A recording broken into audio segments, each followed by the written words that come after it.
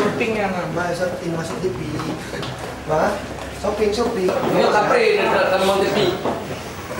Polisi sektor Ulekaring, Banda Aceh berhasil menangkap 4 pelaku pencuri kendaraan roda 4 dan sepeda motor yang beraksi di beberapa wilayah Provinsi Aceh. Keempat pelaku yang berhasil dibekuk yaitu Anwar, Saridin, Munir, dan Saimun.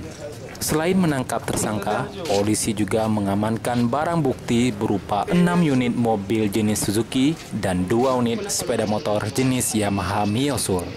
Barang bukti itu diamankan di beberapa lokasi terpisah. Menurut Kapolsek, pelaku melakukan tindak pencurian itu dengan menggunakan kunci letter T setelah membuntuti kendaraan yang menjadi sasaran. Karena itu merupakan dalam beberapa hari yang lalu, kami berhasil melakukan penangkapan 2 orang tersangka spesialis pencurian sepeda motor dan kendaraan bermotor roda 4 jenis pickup.